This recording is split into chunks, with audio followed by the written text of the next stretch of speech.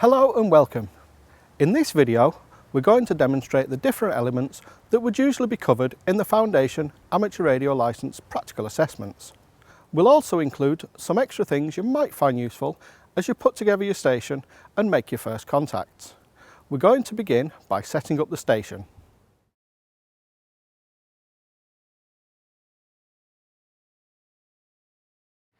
Greg is going to show us how to set up our basic amateur radio station, and the first thing we need to do is identify all these items of equipment. So let's start with the heavy one at the end here. Greg, what's this? Yep, that's the PSU, Bob. PSU? Power supply unit. That provides the electricity, the 13.8 volts DC that's required for the radio. And that plugs into the mains? And that plugs into the mains. All right, we'll work out all the connections in a minute, but yep, let's just absolutely. look at the individual items. This? The radio or the transceiver. Transceiver? Yes, transmitter, receiver. Oh, well, so it does what it says on the tin. It does the transmitting and it does the receiving. Yes. What about these two boxes on the end, Greg? We have here the ATU or AMU and the SWR meter. Oh, well, hang on then. ATU and AMU? Is the antenna tuning unit, or also known as the antenna matching unit. And what does that do? This we use to ensure the antenna is on a resonant frequency by pretending it's either shorter or longer than it actually is. I see. So what that does is it fools the transceiver into thinking it does have a resonant antenna. Absolutely, that's exactly what it does. SWR? Yes, standing wave ratio. A standing wave ratio, all right. So what's one of those when it's at home? When you transmit to an antenna, we want all the power to go out of the antenna into the outside world. Unfortunately, if the antenna isn't quite resonant, some of that power will actually come back down the cable, back into the radio. We want that as low as possible. Oh, I see. So if you have a resonant antenna, then the SWR would be low by definition. Absolutely. If it's non-resonant, we can use that box to bring the standing wave ratio down. Yes, that's correct. Got it. Okay. So now what we've got to do is connect them together. Connect them together.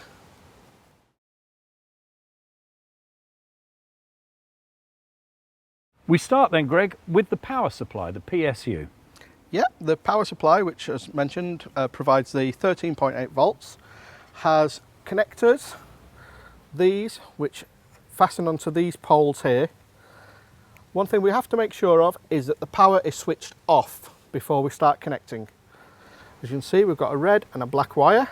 So red to red. Ensure it's finger tight. And black to black. We've now got a power lead connected to our power supply, but we've got to plug it into the radio next. We do that using this connector here, which connects directly like that, pushing until you hear the click. And there's a number of other connectors on the back, but as with all radios, it's a particular shape. You can't accidentally plug it in to the wrong socket. We have power to our transceiver, and the next bit, it's quite important that we get the sequence the right way round. The first connection from here is going into the SWR meter, and we're taking that from the transceiver port TX. We'll use a patch lead for that. In this case, it's PL259 to PL259. So we put it in and twist until the connector is finger tight. And the same on the transceiver end. Again, finger tight. And now we'll be taking it from the SWR, the antenna socket, which is just there. In this case, another PL259 patch lead, going from the antenna port to the AMU, to the transmitter port. Again, ensuring it's finger tight. And finally, we have the important part, the antenna cable. So again, we'll connect that into the antenna port and screw until it's hand tight. When you're setting up your amateur radio station for the first time, that's quite a lot to take in. So let's just do a quick recap of the connections. We've started with the power supply, the PSU, connected to the mains and giving us the 13.8 volts out that comes through this cable to our transceiver. Then from the antenna socket of the transceiver, we're connected into the SWR meter here. The SWR meter is connected into the back of our ATU or AMU into the transmit socket. And then of course the important one, the antenna is plugged in here on this ATU. It's into coax 1. There's 2 sockets here and you could select 2 different aerials from the front of the ATU. So those are our connections and we're ready to go.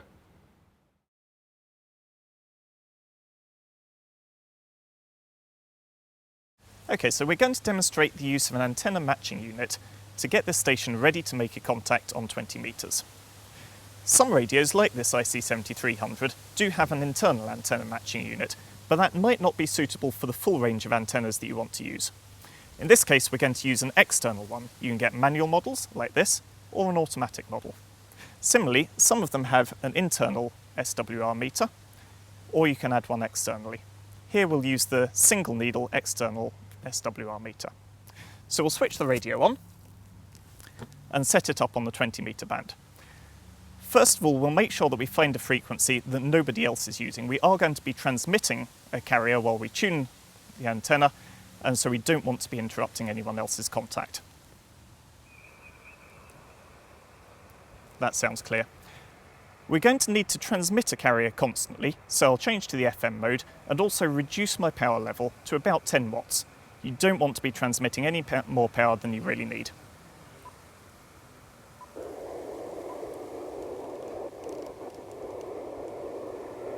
There we go. We're now ready to start setting up the antenna matching unit. So I'll start transmitting. I'm going to use this external SWR meter. We'll start off by changing the function to the calibrate position and using the cal knob to set the needle to the calibrate mark on the right hand side of the scale. I'll then switch to the SWR position and we can read off our SWR on the top scale, which is about 4.5 to 1. That's not what we want. We're trying to get it down to as close to 1 to 1 or the far left hand side of the display as we can. I'm now going to start matching the antenna. And I'm going to use these 3 different controls: transmitter, antenna and the roller inductor. I'm going to need to use each of those in turn to try and minimise our SWR. We're aiming for 1 to 1, which is on the far left of the screen. I'm now going to go to the first control and try and adjust that to see a dip.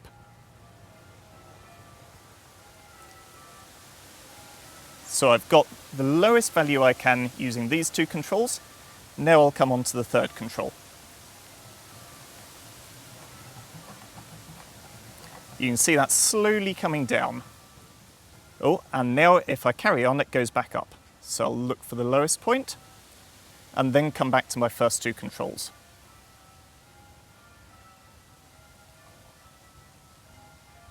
Each time I'm cycling through the 3 controls to get the lowest value I can. And here, you can see if I switch to cal, we're still at the right hand side at the calibration mark. Switch back to SWR, and I'm now at an SWR of 1 to 1. This is now ready to make my contact on 20 meters.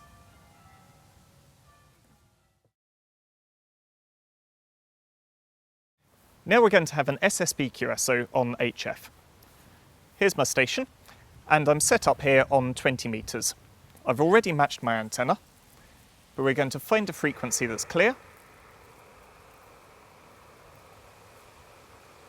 That sounds good. We now need to set up the radio correctly. So I'll make sure the power is appropriate for this contact, about 10 watts here, and then adjust the microphone gain. At the moment it's at 0%, which means none of my audio will go out. For the 7300, I need to use the ALC meter and the compression meter here to check that my mic gain is about right. You should check the manual for your radio. So on a clear frequency, I'm watching this meter here. I'll start off at 0% and then turn it up gradually until the 2 meters read in the appropriate segments. This is Mike 0 Victor Foxtrot Charlie, testing 1, 2, 3, 4, 5, M0 VFC, Mike 0 Victor Foxtrot Charlie. So you can see the ALC meter was in the appropriate segment and we had just a little bit of compression.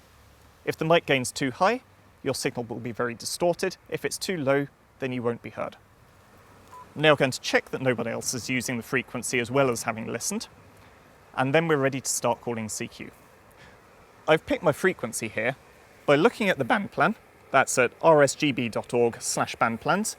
And I can see here for the 20 metre band, for a single sideband contact that sits in the all modes section, and we can operate between 14.125 and 14.350. So this is a suitable frequency here at about 14.224. Is this frequency in use, please? Mike 0 Victor Foxtrot Charlie. We're not hearing any replies, which is what we expect. I'm now going to call CQ and see if anyone responds. CQ, this is Mike 0 Victor Foxtrot Charlie, M0 VFC. Mike 0 Victor Foxtrot Charlie, CQ and listening. Mike 0 Bravo Lima Foxtrot.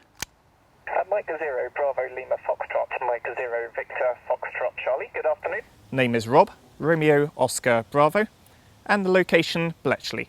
You're 5 and 9, M0 BLF, M0 VFC. M0 BLF, thanks for the information, Rob. Nice to meet you. Name here is Dom, Delta, Oscar, Mike, and the QTH just down the road from you in Milton Keynes. And you are a good 5-9 signal here. Mike 0 Victor Foxtrot Charlie from Mike 0 Bravo Lima Foxtrot. And Mike 0 Bravo Lima Foxtrot from Mike 0 Victor Foxtrot Charlie. Nice to meet you, Dom, and thank you for the nice report as well. Equipment this end is an ICOM IC7300 and running about 10 watts to a doublet antenna. Weather here at Bletchley, absolutely gorgeous sunshine. M0 BLF, M0 VFC. Mike 0 Victor Foxtrot Charlie from Mike 0 Bravo Lima Foxtrot. Thanks, Rob. And yeah, running here an Elecraft KX2 with about 3 watts to a dipole antenna. So back to you, Mike 0 Victor Foxtrot Charlie. And 7-3, and good luck with the exercises. Mike 0 Bravo Lima Foxtrot clear. And there we have it, a simple QSO on HF single sideband.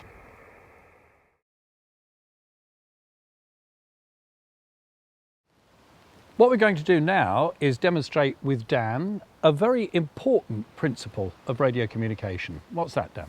So that principle is that the length at which an antenna works best or is resonant at depends on the physical length of that antenna. So what we are going to do here is measure the SWR of an antenna and then see what happens as we increase or decrease the length of the antenna and try and tune it up for our chosen band. So you've got your dipole antenna there. We also have this. What's this? So this is an SWR meter, so it measures our forward power and our SWR. And I've got the transmitter here to provide us with some RF for our test, so we're ready to go. Correct. What do we need to do first, Dan? So the first thing we need to do is we need to adjust the SWR meter such that the power coming out of your transmitter shows us 100% on this forward power meter to allow SWR to be correctly calculated. So shall I give it a little bit of a blast of RF and see where we are now? Sounds good. The power meter's not showing all the way to the end, so do we need to calibrate that to get an accurate SWR? Yes, so we need to adjust the dial in the middle such that the power meter shows 100%. Oops, that's a little fiddly with my thumb. There we go. There we go, good. The SWR doesn't look so brilliant though, does it? No. Because we've got end stop on that, and the object of the exercise is to get that as low as possible. Yes, so the ideal SWR is a value of 1. Okay. So a dipole antenna should be about half a wavelength long, a 1 meter total, and this is clearly too short.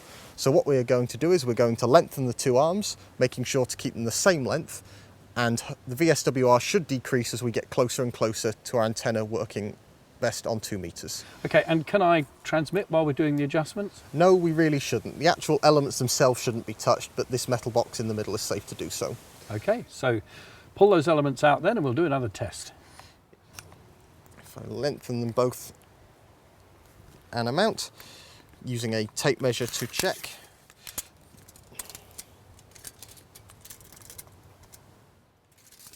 So each arm is about 44 centimeters, so we should be close, but not quite there yet. So let's see what happens And if you then if we retransmit, transmit. Now we can see that because you've made an adjustment, the calibration is off again. So I need to just tweak that so that the power meter is reading all the way to the end. Then that SWR is accurate, still not good enough. nope, so let's extend our antenna some more and see if we can do better. Okay.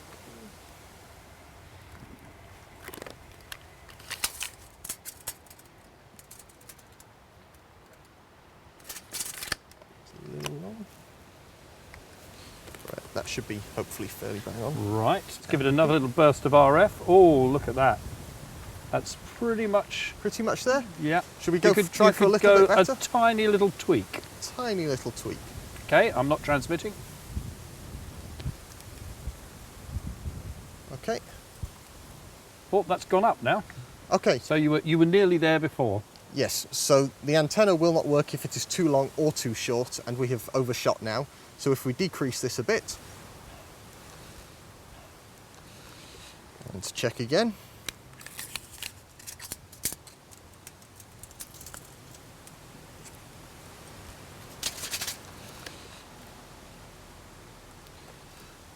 Okay. The moment of truth. And look at that, we have a perfect SWR of 1. That's our 2-metre dipole, perfectly tuned. We've demonstrated the principle. And of course, if you had a commercially available antenna like this mag mount to go in your car, it would be trimmed up already to be basically spot on for the band that you're on. But once you actually put it on the car, you can, using the Allen keys here, adjust the length of the element up and down very slightly to get a perfect SWR. And some people like to cut their own antennas for their mobile use, for example. So you can mount a quarter wave antenna that you've made yourself onto the car, and you would perhaps trim the length of that whilst measuring the SWR as per the principles we've demonstrated here. And of course, it's not just a 2-metre or a 70 centimetre small antenna like this that these principles apply to. It also applies to HF. If the SWR on your dipole is such that it needs shortening, then measure a section from each end, cut, and recheck as we've demonstrated. Oh, and make sure that you cut small lengths equally off each side of the dipole until the SWR is as low as possible for the band you're transmitting on.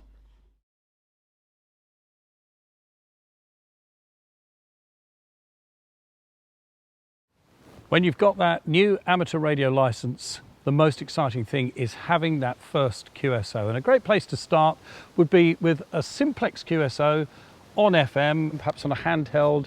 So we're going to do that, Greg, and we're going to do it on 2 meters and just show everybody the basic route through having a simple FM simplex QSO. Yeah, absolutely. So where do we start? Well, we start by tuning to the calling frequency, which on 2 meters is 145.500, 145.5 megahertz.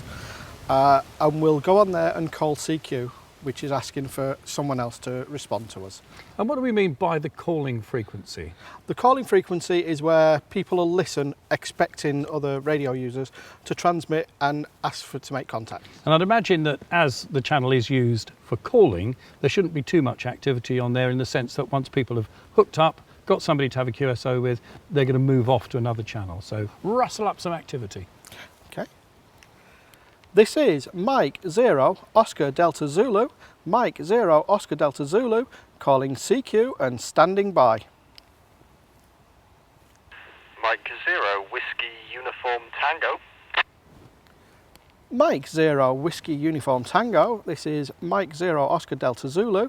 Please stand by while I find a free frequency. So what you're going to do is check that the channel you want to move to is also clear, and then you'll go back to him and tell him where to move to. Yeah, he'll stay on the calling frequency until I return. So I shall go and find a free frequency. This is Mike 0 Oscar Delta Zulu. Is this frequency in use, please? Now we'll just wait for a few seconds to see if we hear anything. And nothing heard, so we'll go back to the calling frequency. This is Mike 0 Oscar Delta Zulu for Mike 0 Whiskey Uniform Tango. Would you please QSY to 145.525? Roger, QSY 145.525. That's great. So he knows now which channel you're going to actually go and have your conversation on. The frequency in use, please, is the frequency in use. So he's checking as well from his end to make sure that nobody in range of him is already having a conversation on this channel. That's correct. So I'll respond and say I've heard nothing. This is Mike 0 Oscar Delta Zulu. Nothing heard my end. Back to you. Mike 0 Oscar Delta Zulu from Mike 0 Whiskey Uniform Tango. Nothing heard here either. Mike 0 Whiskey Uniform Tango. The name this end is Greg. Greg Golf Roger Echo Golf. The equipment this end is a Baofeng UV5R running on the lowest power setting. Yeah, Roger, Greg. Thank you very much for all the information. And I'm going to say thank you for the contact, and 7-3, Mike 0, Whiskey Uniform Tango, back to you for finals. Mike 0, Whiskey Uniform Tango from Mike 0, Oscar Delta Zulu. Thank you so much for taking the time to have the QSO with me today. I hope you have a great rest of your day. 7-3, this is Mike 0, Oscar Delta Zulu, clearing the frequency. So that was interesting, following the etiquette through, because also at the end there, you made it quite clear to any other users of that channel that you had both finished and that channel was now free to be used again. You may find someone else might want to come in and have another chat. He would have come in the slight pause after doing 7-3 and before the clearing the frequency. So if somebody went, oh, that's Greg, I haven't spoken to him for ages, they could have joined us actually. So you can build up quite a net of any number of people who could join in just by calling in when there's a gap and waiting till they're acknowledged. But then it does get a little bit more complicated in the etiquette of passing it around between the stations. But that's all part of the fun.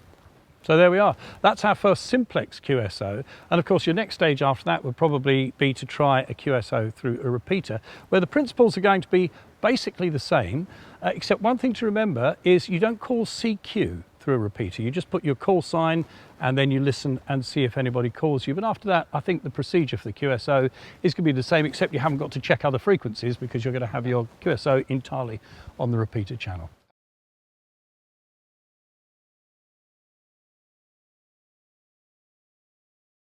Dominic, we're going to demonstrate now the ability to make a QSO or a contact using a mode other than telephony. So that could be a data mode, or it could be Morse code, which we'll get to later. But let's start with the data.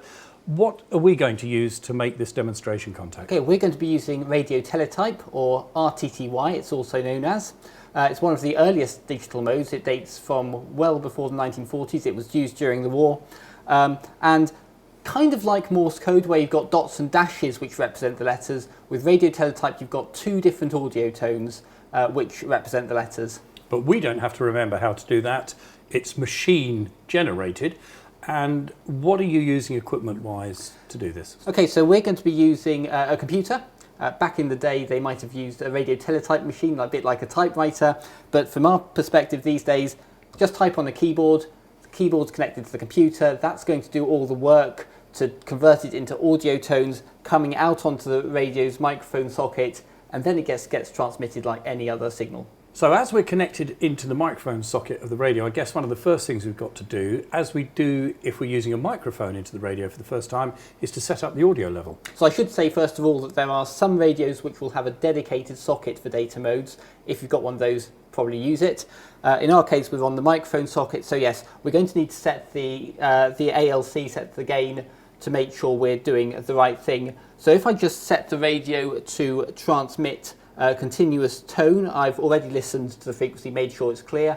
So I'm going to send a continuous tone, and then we need to move the mic knob until we've got the right level. At the moment I'm transmitting too little, it's not even moving the meter at all. If I bring it up, I can make it massively overshoot, which means it's going to be transmitting too much, it's going to be distorting. So bring it back a bit into the middle of this thick blue bar for the ALC. That'll be good for transmitting, and then I can stop the transmitter again.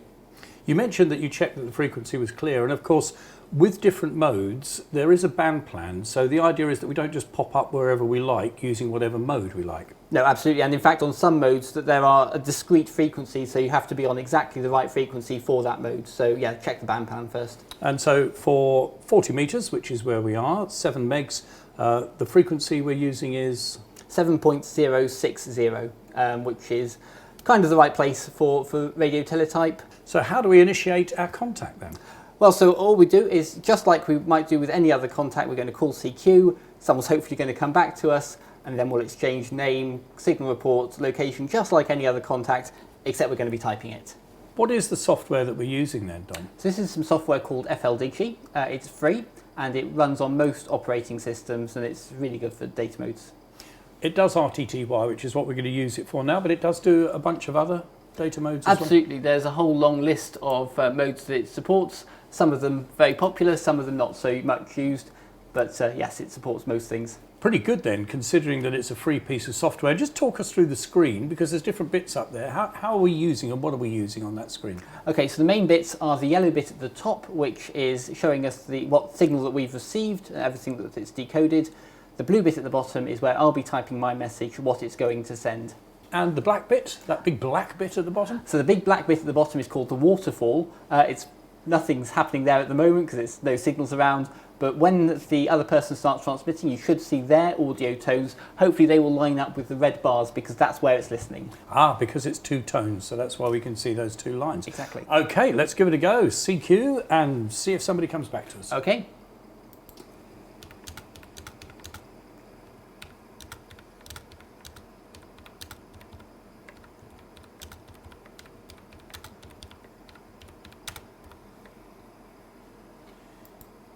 And I notice you put a K at the end of the sentence. That means Over. What? Ah, right. So that means I've finished typing, your turn now. Exactly. So M0VFC is coming back. He's now put KN on the end, which means over to the person I'm talking to only, rather than being a general invitation. So I can now type back to him, go into transmit mode.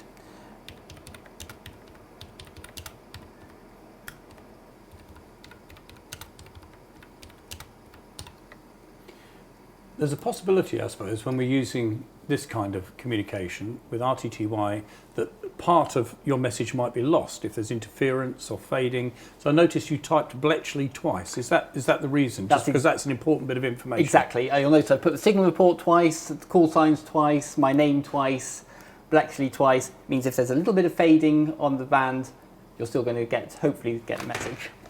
And he's finished SK. Yes, so it's another abbreviation. It derives from Morse code. It means the end of transmission. I've got nothing more to say. So that's explained how we do a straightforward, simple data QSO. Dom, thanks very much.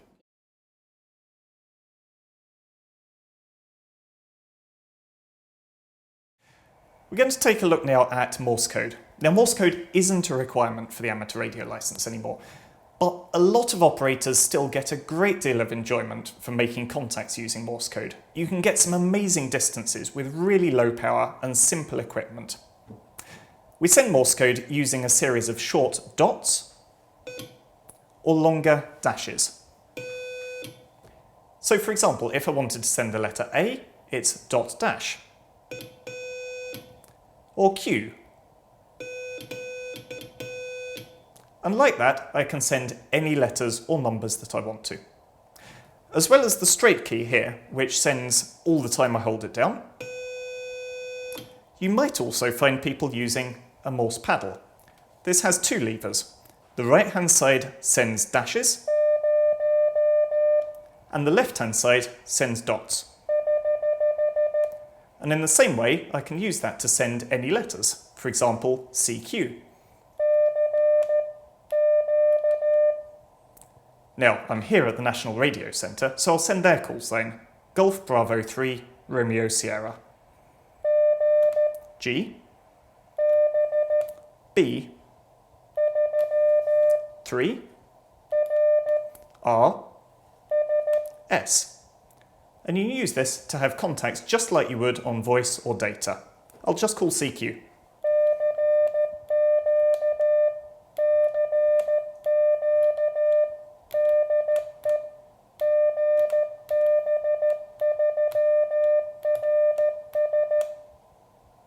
And there we go. That's a quick introduction to Morse code. We've created this video to help the thousands of people who've joined amateur radio recently by taking the foundation license, but during the current COVID situation, they've been unable to take the practical assessments. We're really conscious that lots of groups and clubs and individuals have produced training material and have been supporting amateurs as they've joined amateur radio, but we just wanted to add something to that pool of resources. We're going to chop the video into the individual segments so you can go back to just one session, or you can watch the whole video if that helps you. We're really, really pleased to welcome you to amateur radio, and we hope this resource helps.